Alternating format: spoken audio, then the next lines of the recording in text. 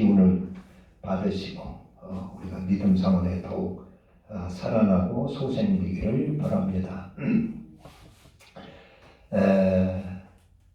제가 어제는 우리 큰딸이 저 데리고 서산에 가서 신발도 사주고 바지도 사주고 했는데 그걸 받으면서 아이고 나는 내 엄마 아버지한테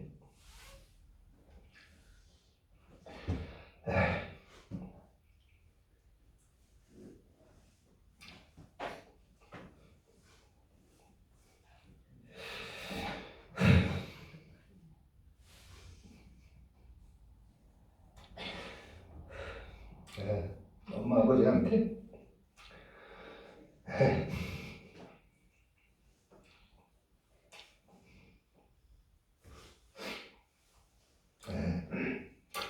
너무 잘못했다.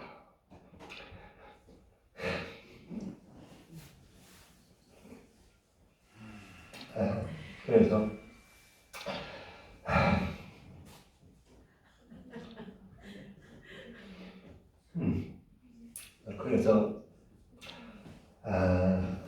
젊은 사람들한테 내가 얘기를 한다면 부모님 앞에 잘해라.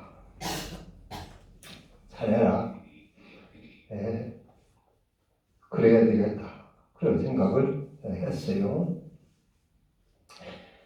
아담이 에덴 동산에서 하나님 말씀을 거역했습니다.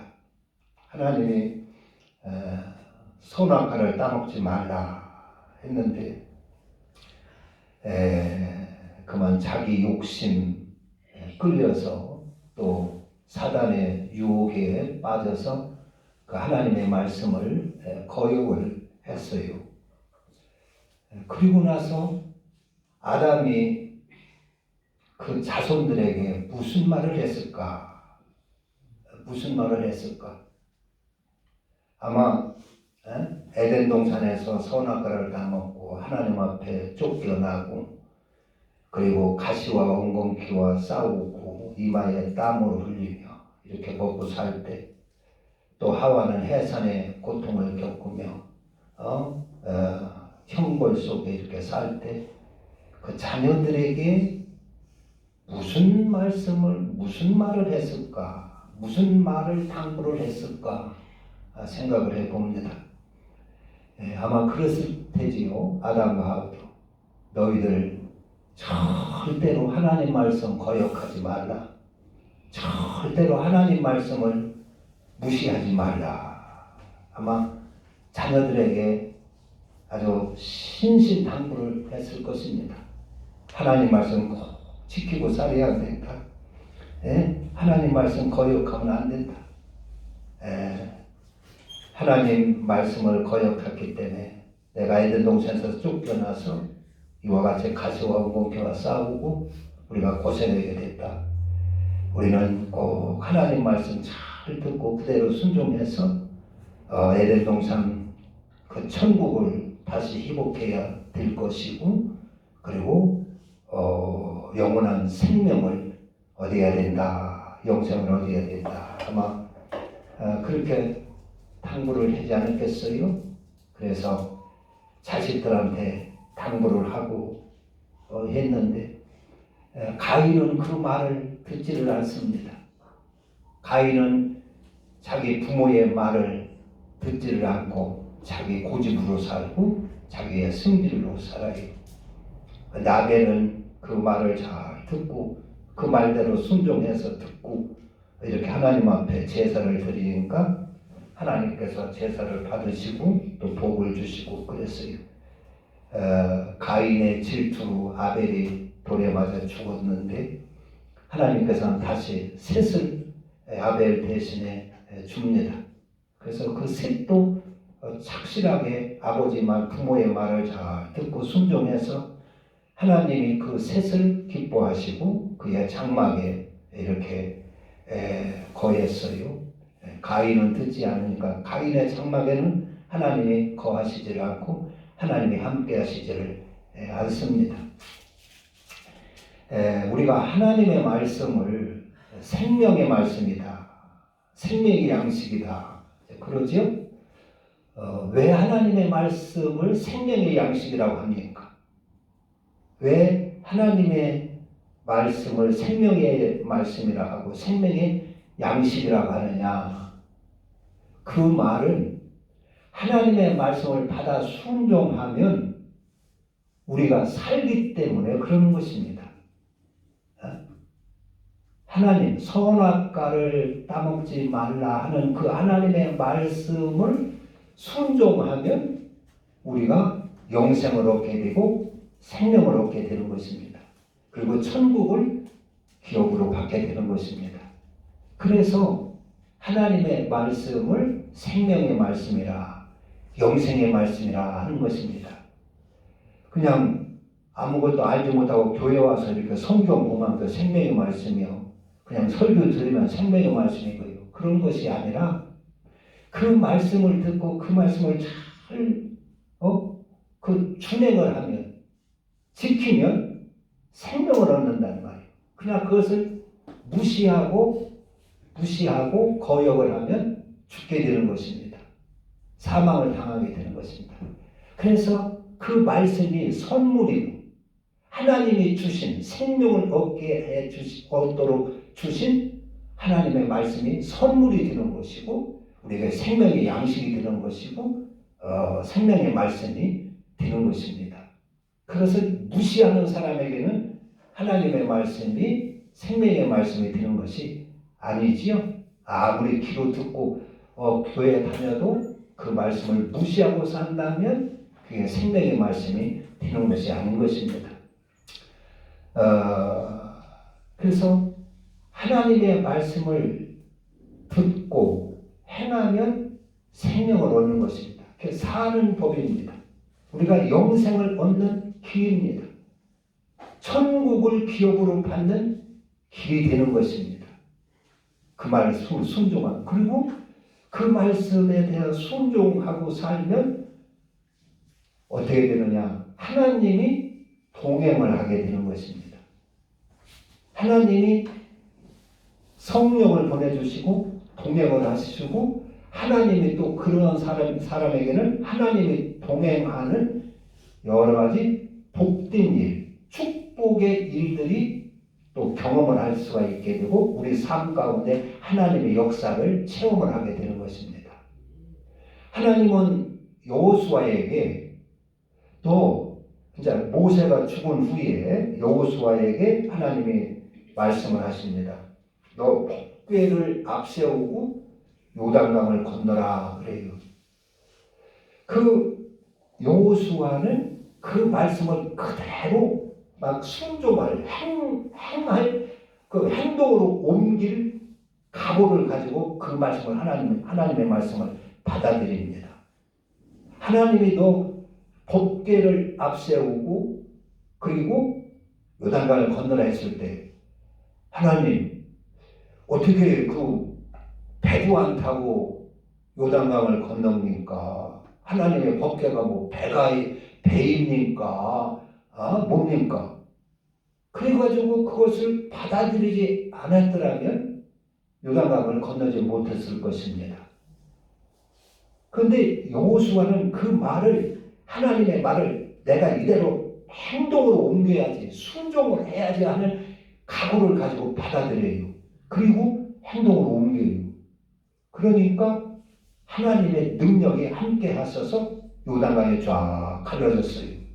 그래가지고 요단강을 육지처럼 건너게 된 것입니다.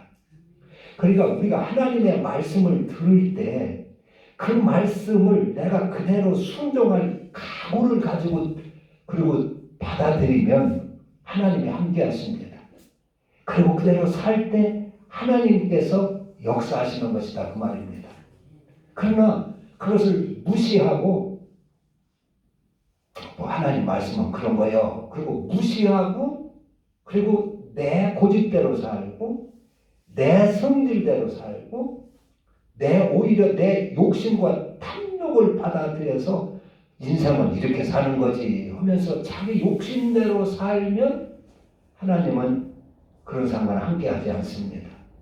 그는 또 그 행동으로 옮기지 않겠기 때문에 하나님의 역사도 일어나지 않습니다. 그리고 그런 자에게는 누가 틈을 타느냐? 사단이 틈을 탑니다. 마귀가 틈을 타는 수가 있습니다. 그래서 마귀가 하나님의 이름으로, 예수의 이름으로 그에게 마귀가 살짝 나타나서 유혹을 하고 역사를 하는 것입니다. 그러니까 하나님 말씀은 이래서 선물이라는 것입니다.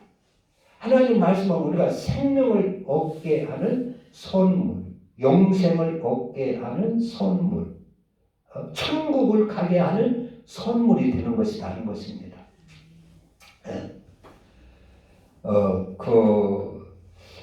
여기 이제 오늘 보면은 세례가 나오고 그냥 세례, 성령 세례가 나오는데 세례라고 하는 것은 뭐냐? 하나님의 말씀을 내가 그대로 받아들여서 그대로 행하며 살겠습니다. 하나님의 율례를 받아들여 그 율례대로 살겠습니다. 하나님의 말씀의 법을 받아들여서 그대로 살겠습니다 하고 그런 그 증표로 받는 것이 세례입니다. 하나님과 일종의 약속을 하는 것입니다. 두 남녀가 결혼을 약속해서 결혼 약속이 뭐요? 내가 당신만을 사랑하겠습니다. 그러면서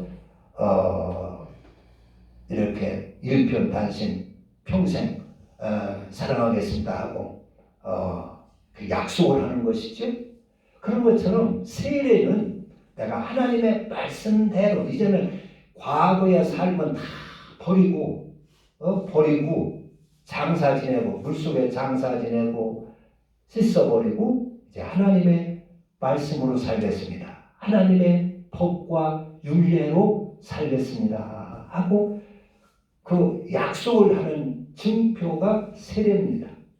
세례의 출발점은 이스라엘 백성이 애굽에서 나올 때 홍해를 건너는 것이 세례의 출발점입니다. 그래서 고린도전서 10장에 보면은 이스라엘 백성이 홍해를 건널 때 그 홍해를 통해서 세례를 받았다 그랬어요. 그러니까 홍해를 건너는 것이 세례였어요. 그게 과거의 애굽의 삶을 다 청산하고 이 홍해 속에 다 수장시키고 이제는 하나님의 인도만을 받겠습니다. 하나님의 법으로만 살겠습니다 하는 것이 세례입니다. 그게 홍해를 건너는 것을 세례로 그렇게 바울이 설명을 하고 있어요. 그리고 이제 하나님과 약속하는 것이 두 가지가 이제 그 할례라는 게 나오는데 창세기 17장에 보면은 할례. 아브라함이 하나님의 말씀을 잘 순종을 했어요. 너 네 본토 친척 아비집을 떠나라. 그래서 아브라함이 순종을 합니다. 하나님이 아브라함의 가정을 방문했을 때 아브라함이 하나님을 달려나가서 영접해가지고 잘 대접을 합니다. 그래서 이삭을 바치라 했을 때 또 이삭을 바칩니다. 그러니까 하나님께서 아브라함을 만나는 게 기쁜 거예요. 그래가지고 하나님이 아브라함과 언약을 맺습니다. 야, 내가 너를 사랑하마. 내가 너와 함께하고 너희에게 복을 주고 네 자손에게 복을 주어서 모든 이방의 열국이 네 자손으로 복을 받으리라. 너는 복이 되리라. 그리고 내가 너에게 생명을 주고 너와 늘 함께하리라. 그러면서 나하고 언약을 맺자. 그래가지고 이제 15장에는 양과 염소와 새를 쫙 갈라가지고 하나님과 언약을 맺는 일이 나오고 17장에 할례를 받으라 그래요. 할례. 그러니까 하나님께서는 아브라함과 함께 하시고 네가 나의 말에 순종하고 내 말대로 살고 내 법대로 살고 내 율례대로 살면 내가 너를 복주고 네 자손에게 복주고 너를 존귀케 하고 내게 여기에 생명을 주리라. 내 말에 내 법에 순종하면 그대로 살면 그리고 그 징표로 너는 할례를 받으라 그래요. 네 표피를 잘라 할례를 받으라 그럽니다. 그래서 아브라함이 할례를 받습니다. 그러니까 할례라고 하는 것은 내가 하나님은 아브라함을 복주고 복주고 그가 복의 조상이 되게 하고 하나님이 다 함께 해줄 것이고 영생을 생명을 줄 것을 약속을 하고 아브라함은 그것을 그대로 내가 하나님의 법대로 살겠습니다 하는 그러한 각오로 할례를 받습니다. 그게 할례입니다. 그리고 세례도 하나님의 말씀대로 살겠습니다 하는 그런 의미로 세례를 받는 것입니다. 그래서 아브라함은 하나님 말씀대로 살아서 복을 받고 이삭도 하나님의 법도를 하나님 말씀과 법을 받아서 복을 받고 야곱도 하나님의 말씀과 규례를 따라 살아가지고 복을 받고는데 세월이 점점 흐르니까 그 자손들이 그대로 지키질 않는 거예요. 흐지부지 돼버리고 오래 가니까. 그리고 할례만 받는 거예요. 할례를 받았으면 하나님의 법대로 규례대로 계명대로 잘 살아야 되는데 할례만 받고 이제 할례 받았으니까 내가 하나님 자녀가 되겠지. 내가 할례를 받았으니까 아브라함의 자손이니까 구원받게 되고 영생을 얻겠지 하고 할례만 받아요. 그리고 삶은 자기 고집대로 사는 거예요. 생활은 자기의 정욕대로 욕심대로 사는 것입니다. 그러면 하나님 편에서 어떻게 되겠어요? 하나님을 희롱하는 죄가 되는 것입니다. 약속을 하고 약속을 지키지 않고 말하자면 복만 받겠다는 것입니다. 그러니까 그것이 하나님을 희롱한 죄가 되는 거예요. 그래서 광야에서 이스라엘 백성을 예병을 보내 죽이고 천가를 보내서 죽이고 재앙을 보내서 그 할례만 받고 말씀대로 하나님 약속대로 살지 않는다를 징계를 하는 것입니다. 형벌을 때리는 것입니다. 오늘날도 마찬가지입니다. 오늘도 예수님은 세례 받을 때 이제 성령이 임했는데 예수님이 세례를 받을 때 마태복음 3장 요한 누가복음 3장 이런 데 나오는데 할례를 이제 세례 요한이 요단강에서 세례를 주고 있단 말이에요. 세례. 그러니까 바리새인들, 사두개인들, 서기관들이 쭉 이스라엘 백성들이 와서 세례를 받아요. 그때 예수님이 세례 요한한테 세례를 받으러 가셨어요. 그러니까 세례 요한이 그럽니다. 주여, 내가 주님에게 세례를 받아야 하는데 어찌 나에게 세례를 받으러 나오십니까? 그러니까 예수님께서 그렇게 말씀하십니다. 이와 같이 하여서 하나님의 의를 이루어야 되느니라. 그리고 예수님은 하나님의 뜻대로 살 각오를 가지고 하나님의 의대로 살 각오를 가지고 하나님의 규례와 법도 계명 하나님의 말씀대로 말씀을 이루고 말씀대로 살 그러한 각오로 세례를 받습니다. 그리고 남이 하니까 형식적으로 따라하는 것이 아니라 하나님의 말씀과 뜻을 이루를 그 의식으로 하나님 앞에 세례를 받는 거예요. 예수님이 침례를 받는 거예요. 그러니까 침례를 받아서 물 위에 올라올 때 하늘에서 음성이 들리죠. 그리고 성령이 예수님에게 비둘기같이 임합니다. 비둘기같이. 네? 그러면서 하늘에서 음성이 들리고 이는 내 사랑하는 아들이요 때 기뻐하는 자라 음성이 들려요. 왜 성령이 예수님께 임하느냐? 예수님이 하나님의 말씀대로 법대로 살 각오를 가지고 그대로 살 결심을 가지고 세례를 받으니까 성령이 임하는 것입니다. 그래서 성령이 임하는 거예요. 그러니까 우리가 이제 성령을 받는 것이 중요하고 성령이 어떤 분인가를 잘 구분하는 게 중요합니다. 성령이 우리는 그냥 방언만 하면 성령 받는 것인 줄 아는 분도 있어요. 교회에서 귀신이나 쫓고 능력을 행하면 성령 받은 건 줄로 알고 있는 사람이 있어요. 병든 자나 고치고. 근데 성령을 잘 분별할 수 있어야 됩니다. 성령은 내가 하나님의 말씀대로 그 하나님의 법으로 살겠다고 결심할 때 하나님의 말씀으로 살도록 도와주기 위하여 주시는 하나님의 영입니다. 그런데 아브라함의 자손들이 처음에는 잘 지켰지만 세월이 가니까 흐지부지하고 할례나 받고 세례나 받고 내가 아브라함의 자손이니까 생명을 얻었겠지 하고 방심을 하는 거예요. 그러니까 하나님은 속이 상한 거예요. 그래서 그에게 징계를 내리고 죽이고 하지만은 그래서 할례를 받지 않고 받고 행하지 않는 자는 끊쳐지리라고 했어요. 죽으리라고 그런 얘기입니다. 그러니까 하나님께서는 또 하나님의 종들을 보내서 그것을 다시 각성을 시키는 겁니다. 하나님의 법대로 살도록 하나님의 법을 가르치고 하나님의 율례를 가르치고 하나님의 법도를 가르치고 규례를 가르치고 해서 백성들을 그 하나님의 법으로 살도록 인도를 하는 것입니다. 그게 하나님의 역사요 하나님의 영이 하는 일입니다. 막 그냥 신명기 13장에 보면은 구약시대에도 막 능력을 행하는 자가 나와요. 막 이적을 행하는 자가 나와요. 그런 자 따라가지 말라고 그랬어요. 성령이 하는 일, 하나님의 영이 하는 일이 어떤 것인가를 잘 알아야 성령인지 사단 마귀 영인지 구분을 할 수가 있는 것입니다. 신약에서는 예수님도 그랬어요. 여기에 그리스도가 있다, 내가 그리스도다 이렇게 해도 거기에 따라가지 말라고 그랬어요. 이적을 행한다고 성령이 아니라 그런 얘기입니다. 하나님의 영이 아니라 그런 얘기입니다.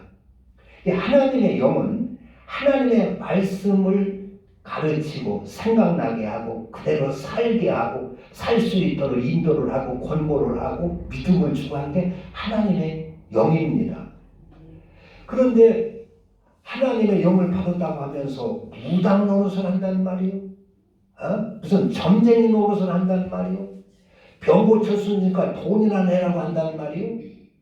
그런 것은 하나님의 영이 아닌 것이다 그런 얘기입니다. 하나님의 영은 하나님의 말씀 안으로 인도하기 위하여 역사하시는 분이 하나님의 영입니다. 성령도 그런 자에게 주시는 것입니다. 예수님이 하나님의 말씀대로 하나님의 법대로 살아야지 할 각오로 세례를 받으니까 성령이 임하신 것입니다. 그리고 그 성령 받은 후의 삶이 그 전과 삶이 확 달라지지요. 세례 받기 전에 성령이 임하기 전에는 사사롭게 가정에 사사로운 생활을 합니다. 그러나 성령 받은 후에는 하나님의 뜻을 행하며 사는 것이요. 삶이 싹 바꿔지는 것입니다. 그리고 이제 사도행전에 보면은 마가다락방에서 오순절날 막 사람이 힘쓸 때 성령이 불의 혀같이 임하고 그러니까 바람같이 임하고 막 불의 혀같이 이렇게 갈라지면서 임한 성령이 임한 사건이 나오잖아요. 그때 마가다락방에서 사람들이 무엇을 간구했겠습니까? 무엇을? 지금 말을 뭐 이루어달라, 내 소원 이루어달라 막 그 간구했을까요? 거기에 모이는 120명이 모였었는데 마가다락방은 그 모인 사람들은 예수님을 잘 따라다녔던 거의 따라다녔던 사람들입니다. 예수님에 대해서 잘 아는 사람들입니다. 예수님이 어떻게 살고 무슨 일을 했는가를 잘 아는 사람입니다. 부활하신 예수님께서 그들에게 나타나셔서 너희들은 예루살렘을 떠나지 말고 내가 너희들에게 약속한 그 성령을 받기까지 기다리라 그랬어요. 그래서 성령을 받으라 그랬어요. 그래서 거기서 그들이 기도한 것이 뭐예요? 주님의 사역을 기도한 것입니다. 그걸 할 수 있도록 기도를 한 것입니다. 내가 주님의 일을 이어받을 수 있게 해주소서. 내가 복음을 전하는 일꾼이 되게 나에게 성령을 부어주소서. 복음을. 주님의 그 사역을, 주님의 이 사역을 내가 이어받을 수 있도록 나에게 성령을 부어주소서. 그걸 간구를 한 것입니다. 그냥 뭐 내 무슨 소원 돈 벌게 해주세요, 부자 되게 해주세요, 병 낫게 해주세요, 그런 거 기도한 것이 아닌 것입니다. 그래서 주님의 사역을 이어받기 위하여 참심으로 마가다락방에서 주님의 말씀을 받아가지고 기도에 힘쓰니까 거기에 성령이 임했던 것입니다. 성령이 불같이 성령의 기운이 맴돌고 임했던 것입니다. 그래서 그들이 나가서 뭐 어떻게 했어요? 뭐 돈 벌기 부자 되려고 막 돈 버는데 정신 없었나요? 그들이 가서 목숨을 걸고 복음을 전하는 것입니다. 예수의 부활의 증인이 되는 것입니다. 너희에게 성령이 임하면 땅끝까지 이르러되 증인이 되리라. 그래서 주님을 증거하고 주의 일을 이어받고 주님의 일을 이루기 위하여 성령을 주시는 것입니다. 그냥 무슨 뭐 능력이나 행한다고 성령이 아니고 무슨 점쟁이 역할을 한다고 성령이 아니라 그런 얘기입니다. 그래서 성령을 잘 분별할 수 있어야 된다는 것입니다. 방언이나 하면 성령 받은 것이 아니라는 것입니다. 그래서 그의 열매를 보고 안다고 했어요. 그가 예수의 증인이냐, 예수를 나타내고 하나님을 나타내느냐.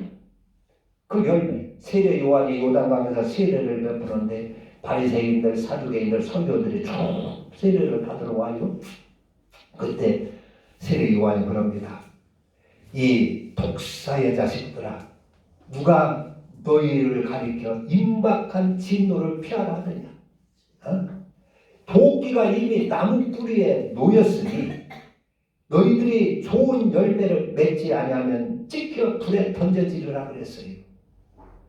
그러니까 이들이 세례만 받으면 되는 줄 아는 거예요. 하나님의 아브라함의 자손이 되고 하나님의 자녀가 되고 생명을 얻고 구원받는 줄 아는 거예요. 그래서 세례나 받아보자 하고 몰려드는 거예요. 그러니까 세례 요한이 그들을 이것들을 그냥 형식적으로 세례만 받고 말씀대로 살지 않을 사람인 것을 알고 이 독사의 자식들 하는 거예요. 너희들 왜 임박한 진노나 피하라고 하느냐. 세례 받았다고 해서 아브라함의 자손이 되는 것이 아니고 세례 받았다고 해서 하나님의 자녀가 되는 것이 아니고 영생을 얻는 것이 아니다. 하나님은 저 돌들로도 아브라함의 자손 얼마든지 만들 수 있다. 회개의 열매를 맺혀야 된다. 회개의 열매를 맺히지 아니하면, 즉 주님의 말씀대로 그대로 살지 아니하면 회개, 이거 세례받은 것은 아무 쓸데기 없는 것이다. 열매를 맺지 않는 자는 찍혀 불에 던져지리라고 했어요. 그러니까 찍혀 오히려 하나님과 그런 약속을 아는 이방인들은 그냥 하나님이 그냥 뭐 언젠가 심판받을 때니까 그냥 넘어가지만은 하나님과 약속을 단단히 하고 그대로 안 지키는 것은 하나님을 회롱한 죄가 된다 그런 얘기입니다. 그래서 도끼로 찍어 불에 던져진다는 거예요. 찍혀. 그 찍히는 것이 여러 가지가 있겠지요. 질병으로도 찍힐 수가 있고 갑자기 교통사고 만나서 찍혀 던져지는 수도 있고 암병이나 뭐 무슨 이런 병 걸려가지고 찍혀서 불에 던져지는 수도 있고 그렇단 말입니다. 그래서 그래서 그 하나님의 말씀은 아담이 그 자손들에게 너희들 하나님 말씀을 꼭 지키고 살아야 된다. 하나님의 계명 우습게 여기지 마라. 내가 이렇게 하나님의 계명을 우습게 여기 거역했다가 이고생을 한다. 너희들은 꼭 지켜서 영생을 얻어야 되고 천국을 기업으로 받아야 한다. 그렇게 당부를 한 것처럼 하나님의 말씀은 우리에게 생명의 말씀입니다. 그대로 받아서 행할 각오를 갖고 살면 하나님이 역사를 하는 것입니다. 요단강도 갈라주고 또 축복의 역사도 나타나요. 그런데 무시하고 거절하고 내 고집대로 인생이 뭐 그런 거지, 뭐 내 승질대로 살아야지, 내 욕망대로 내 욕심대로 살아야지, 그리고 자기 욕심을 받아들이면 하나님이 함께하는 것이 아니라 하나님의 이름으로 사단이 틈타고 귀신이 틈타고 사단의 역사가 틈탄다고 하는 것을 알아야 됩니다. 그래서 그들이 예수의 이름으로 나타나요. 하나님의 이름으로 나타납니다. 그렇기 때문에 속아 넘어가는 것입니다. 저와 여러분은 이것을 잘 분별해서 성령을 받는 것도 중요하고, 그러니까 우리가 하나님의 말씀대로 그대로 살아야겠다는 각오로 하나님의 말씀을 받고 그대로 살면 하나님이 역사를 하시는 겁니다. 여호수아에게 역사를 하시고 한 것처럼 역사를 하시는 거예요. 그러나 무시하고 하면 하나님이 함께하지도 않고 역사를 하실 일이 없지요. 그래서 하나님의 이 말씀 지키는 것이 이것이 힘들겠어요? 쉽겠어요? 힘든 겁니다. 노아에게도 방주를 지으라. 그 방주 짓고 그것을 순종하는 것이 쉬워요? 힘들어요? 쉬워요? 어렵죠? 그 말씀, 하나님의 말씀을 받아서 순종하는 게 어려운 것입니다. 그런데 오늘 어떤 분들은 그래요. 우리가 구원받는 것을 그냥 마음으로 믿으면 그냥 구원받는 것이고, 구원은 선물이기 때문에 우리의 힘이 아무 필요가 없다. 우리 공로는 털끝만큼도 필요 없는 것이 구원이다. 이렇게 하는 사람들이 있어요. 그렇지는 않습니다. 하나님의 말씀을 받아 살아야 우리가 생명을 얻고 구원을 받는 것인데, 그 말씀을 받아서 그대로 사는 것이 쉬운 일만 아니라는 것을 성경은 가르쳐 줍니다. 노아가 얼마나 힘들었겠어요. 그 방주를 지으면서. 그래서 힘들게 온 가족들의 힘을 모아 지니까, 그 말씀을 순종하니까 노아는 살았어요. 생명을 얻었어요. 그 순종한 대가로 생명을 얻었어요. 그래서 하나님의 말씀이 선물이라는 것입니다. 그 말씀을 받으면 생명을 얻기 때문에 하나님의 말씀이 선물이고 구원이 선물이 되는 것입니다. 거부하면 받을 수가 없어요. 그리고 그래서 생명의 말씀이 되고 생명의 양식이 되는 것입니다. 아브라함에게도 너 네 본토 친척 아비 집을 떠나라. 그래서 다 지금까지 삶의 터전을 다 버리고 알지도 못하는 그런 나그네 생활을 하는 것이 쉬워요? 어려워요? 어렵지 않습니까? 그러니까 구원받는 것이 그렇게 쉬운 것만 아니라는 것을 우리가 아셔야 됩니다. 하나님 말씀대로 순종하고 살려면은 쉬운 게 아니지요? 그런데 그것을 살짝 우리는 그냥 마음으로 믿으면 안 되지. 구원은 선물이고 영생은 선물 얻는 것이지 우리의 노력이 무슨 필요가 있어. 이런 식으로 안다면은 정반대지요. 정반대. 그래서 잘 구분을 해야 됩니다. 그래서 예수님께서도 말씀대로 순종할 각오로 세례를 받으니까 성령이 임하시고, 마가 다락방에서도 주님의 사역을 받아서 그대로 순종할 결심을 하고 막 기도에 힘쓰니까 성령이 임하고, 그리고 초대교회 때 사도들이 가서 하나님의 복음을 전할 때 그 말씀대로 순종하려고 각오를 가지고 들으니까 말씀 듣는 중에도 성령이 임하시고 그렇게 했던 것입니다. 성령은 우리의 욕망을 이루어주기 위하여 오시는 분이 아니고 내 뜻을 이루어주시기 위하여 오시는 분이 아닙니다. 성령을 조금이라도 거부하고 의심하고 받을 생각이 없으면 성령님은 절대로 안 오십니다. 내가 하나님의 말씀을 지켜서 살 의향이 없으면 성령은 절대로 안 오시는 겁니다. 그런 사람과는 동행을 하지 않습니다. 하나님을 잘 알아요. 우리도 남인의 집 갔을 때 저 사람이 나를 기쁨으로 환영하는가, 나를 그냥 환영하지 않는가, 그거 알지요? 느낄 수가 있지요? 그래서 환영하지 않고 반가워하지 않는 집은 가기가 싫지요? 다시 안 가지요? 성령님도 잘 아십니다.